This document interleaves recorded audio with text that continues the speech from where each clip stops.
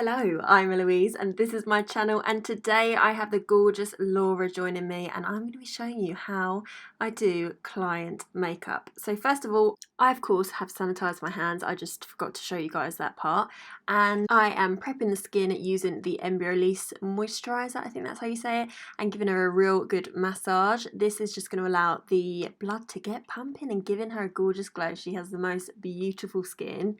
Just look at her, she's so gorgeous. I'm now going to add my MAC Painterly Paint Pot to her lids all the way up to the brow, just to give us a really nice blank space to work with when we put the eyeshadow on top. This base is really lovely and matte, so you don't need to set it with a powder. You can go straight on top with your eyeshadow. I always like to pat out the paint pot with my fingers just to make sure it's really nice and smooth, there's no brush marks. It also warms the product into the skin just a little bit more so it doesn't feel too heavy on the lids either. So for today's look, I'm going to be using the Anastasia Beverly Hills Soft Glam palette, and I'm just taking one of the light transition shades and buffing that into the crease and the socket of the eye. I like to go in with small amounts of product and really layer it up. You can see here I've already got a really nice gradient and I've only used one shade so far. This brush is a Molly O'Brien just fluffy blending brush. It's got a nice round end, so it's going to really blow the colour out for me.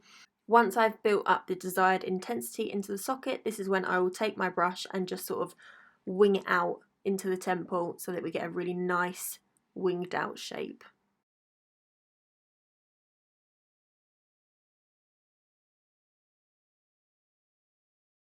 Once I'm happy with the intensity of the transition shade, I'm going to go in with a slightly deeper and a really nice warm shade into the outer corner with a Morphe M514. This is a lovely small blending brush, so it's perfect for when I'm going into the inner corner, because we're going to be doing a halo eye today.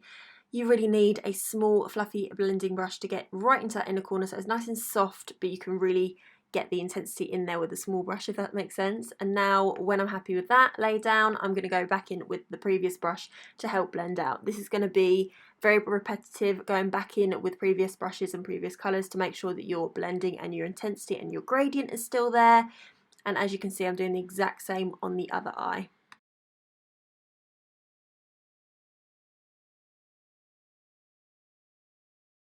To deepen up once more, I'm going in with a dark chocolatey brown and an even smaller blending brush. This one's slightly tapered so you can really get precise lay down of colour. I think it's from an Urban Decay Kristen Leanne palette. It's got a really nice small blending end to the brush, and I'm going to be popping that in the inner and the outer corner, exactly the same where we put the other colours but slightly lower down, so again you get that lovely gradient. As you can see, when I'm placing these colours down in the inner and the outer corner, I'm almost placing it in sort of like a moon C shape rather than it being in a vertical shape. This just gives the illusion of a wider, bigger eye. And then I'm just going back in with my previous brushes with no extra product, and again this just helps to blend everything together. We're going to get a real seamless soft blend doing this repetitively.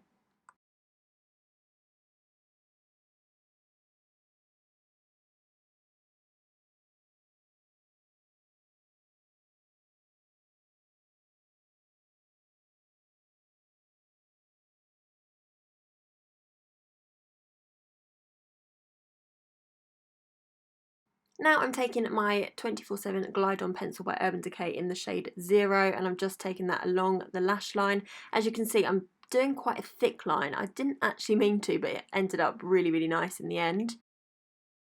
And then I'm taking a really small detail brush to just smudge that out and make it really nice and smoky. I'm taking that dark chocolatey brown just to make sure it's nice and buffed into the colours in the inner and the outer corner. I'm keeping the middle quite free of colour so that when I go in with my shimmer, I don't have to take anything away. It's nice and blank and easy for me to work with.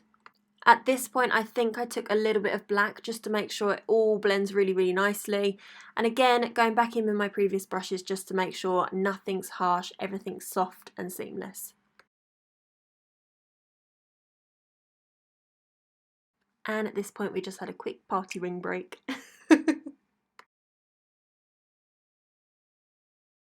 The other day I was cleaning out my drawers full of makeup, and I found a Morphe 35F palette. It is just full of gorgeous shimmers. I feel like they don't make the formula like this anymore, but look at how beautiful and glimmering this bronze shade is. And I'm just packing that on with a dense flat brush right into the centre of the eye where there was no matte shades in there, and then I'm just blending with no extra product with a blending brush.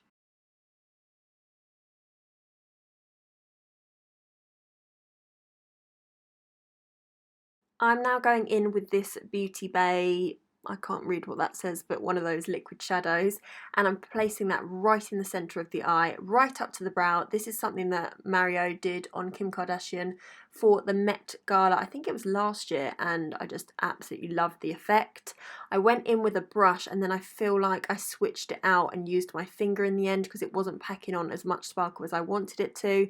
But yeah, I'm just keeping this right in the centre so that it's really, really striking, and when you blink you just get that glimpse of glitter, and I just think it looks beautiful and almost slightly wet. Yes, as you can see, I switch out and go in with my finger because it just laid down the product just a little bit better. I'm now going in with a pair of Katie Daly X Prima lashes. I think these were the bride ones. I'm just going straight over the top of her individuals just to add a little bit more drama, but you can see in a second how gorgeous they are. For her complexion, I wanted to keep it super lightweight and super glowy because her skin is just so dreamy, and I didn't want to cover it up with a thick foundation. So we're going in with NARS Sheer Glow. I believe we went in with Stromboli, if not it was Barcelona, and I'm just buffing that into the skin in small circular motions, really quick motions, so that we get a nice sheer coverage. And this is a Real Techniques brush, but I think it's an old discontinued one. It's got nice long bristles so that we don't pack on too much coverage. For cream bronzer, I'm using the Makeup Revolution Stick Foundation in the shade F13 and the Charlotte Tilbury Hollywood Flawless Filter in the shade 5. This gives a really glossy, gorgeous bronzy finish, mixing these two products together. And I'm using the foundation brush so that we still have a little bit of foundation left in the brush, so that it blends really beautifully, really seamlessly. Nothing's too harsh. As you can see, I'm not drawing any crazy lines on the face. I'm literally just blending it into the skin from the back of my hand. Because this is cream bronzer, not cream contour, I like to pop this onto the cheekbone, onto the forehead, across the nose, and this is just anywhere that the sun naturally hits your face. We're not sculpting as such. We are kind of sculpting with cream bronzer, but we're not sculpting in the fact that we're creating shading. Also, I like to do my cream bronze and my cream blush before my concealer, just in case I go too high up next to the eyes. We can always take it back with the concealer. And for cream blush, I'm taking the Nip and Fab cream blush in the shade Electric Apricot. This is my favourite cream blush. Just look at the colour of it. It is so flattering on so many skin tones. I just love it. So I pop it on the apples of the cheeks, across the nose, and as you can see, it gives the most beautiful glow as well. For concealer today, I'm using the Soft Matte Concealer by NARS. This is in the shade Custard. I've really come to love this product because it doesn't settle into fine lines. It's amazing. And I'm just using a Real Techniques, again, discontinued brush, but I got it from TK Maxx. As you can see, I'm pressing this product underneath the eyes rather than swiping it. You've probably seen that I do a lot of pressing motions rather than swiping because it builds the coverage and it just keeps the colour exactly where you want it. But especially underneath the eyes, it's a very delicate area of skin, so the less amount of pressure and dragging and swiping, the better, because obviously you don't want to premature your client.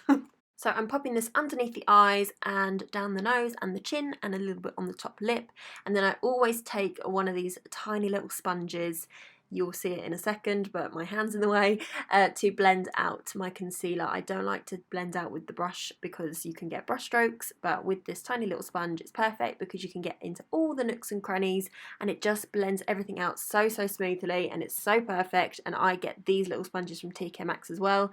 They're amazing, and I use a Dettol bar soap to wash them between clients. It's a really easy, quick way to clean your sponges, make sure that you get all the product out of the sponge, and also to make sure that it's completely killed off any bacteria, because the Dettol bar soap is 99.9% gonna kill the bacteria, I think.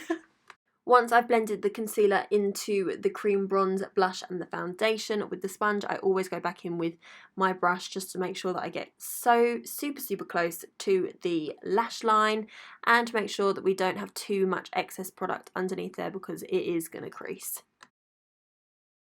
I'm now just setting underneath the eyes with a loose translucent powder. Again, patting motions. If we swipe it, we're going to move the concealer underneath, and we just want to make sure that we have enough powder underneath the eyes to make sure that the concealer doesn't crease. Because I want to keep as much glow in the skin as physically possible, I'm taking the smallest amount of translucent loose powder to the forehead, down the nose, a little bit on the lip and chin, and then the perimeter of the face I'm going to keep completely powder free, because I want the powder highlighter to really adhere to the skin.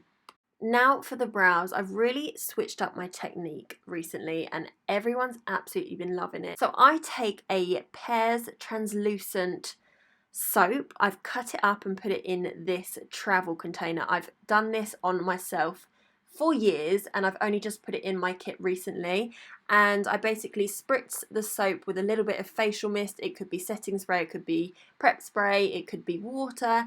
I run my spoolie in it to create a little paste, and then I run it through the brows and I brush the brows upwards and outwards. I then grab my thumb and flatten the hairs against the skin. I then go in with my Urban Decay Brow Box in the shade Brown Sugar. This is literally like my ride or die product for the brows. I use it on absolutely everyone. I then go in with an angled brush. This brush is from Urban Decay as well. And I just fill in any sparse areas, and I flick my brush in the direction that the hair has been placed. So if it's at the front, I flick upwards. If it's at the side near the arch, I flick outwards. So that is pretty much all I do for the brows. Now for the under eyes, this is the best black pencil for the waterline. It's the L'Oreal Infallible, I think it's called a gel pencil, I'm not too sure, but it's so intensely black and it's amazing and it just stays there. So I'm doing the bottom and the top waterline. This feels really funny for clients, to make sure that you keep letting go of their lids so that they can have a blink or a little breather like Laura just did.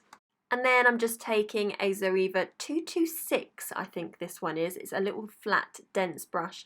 And I'm packing on the darker colours on the outer and the inner corner, leaving the middle bit spare. And then with the small fluffy brush, just blending those colours ever so slightly lower. I do love a lower smoky lash line. I feel like it really makes the eyes look super wide.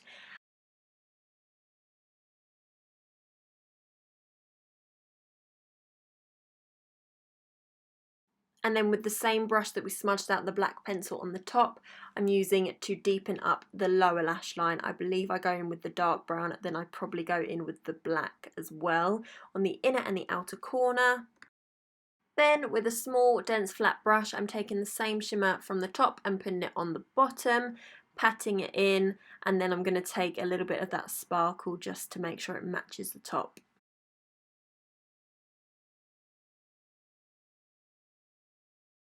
I then always get my clients to squeeze their natural lashes into the false lashes so that you don't get that gap of skin and everything feels nice and secure. Now for some powder bronzer, I go in with the Urban Decay Beach Bronzer in the shade Bronzed. This really isn't to add more colour, it's just to sort of set those areas where we put that cream bronzer, just to make sure it doesn't move about all day. I first press it into the areas that we bronzed earlier, just so that it doesn't go all muddy and patchy when we're swirling the brush. And if I want to build up in any areas, I'll also pat it into place rather than swiping it too much. I forgot to show you, but I'm using a Nip and Fab Quad blush palette with the same bronzer brush, and I'm just popping that onto exactly where we put the cream blush, just to set it in place. And then my all-time favourite highlighter is the MAC Soft and Gentle. This just makes the skin look so wet rather than shimmery. I just love it. I use it on myself in a lot of my videos as well. And I'm just using the same brush that we use to put the loose powder on, and I do that a lot. I use same brushes for different things just to help me out when cleaning brushes in between clients. It just means I don't have to clean as many, which makes my life easier because I'm often back to back. But can we just come back to this highlighter? Like, how gorgeous is that? Just take a second. Just take a second. My goodness. Oh yes. Oh yes, girl. For the lips, we're going for a Charlotte Tilbury lip pencil in the shade Iconic Nude. This is such a beautiful pencil, and it really does dry down. So it's going to make any lipstick that goes on top last much longer. I always line the lips and fill them in as well, so that when the lipstick wears off, you're not just left with a lip liner and no lip. So yeah, it just helps hold on to it a little bit longer.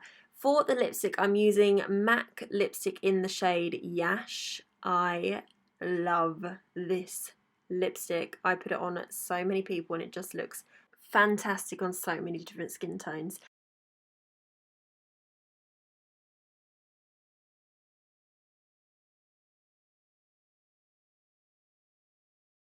And no client of mine leaves my chair without a spritz of all-nighter setting spray, so we make sure we completely drench the skin and you're good for up to 16 hours. And there we have it. Let me know what you think. Subscribe and all that jazz, and I'll see you in the next one.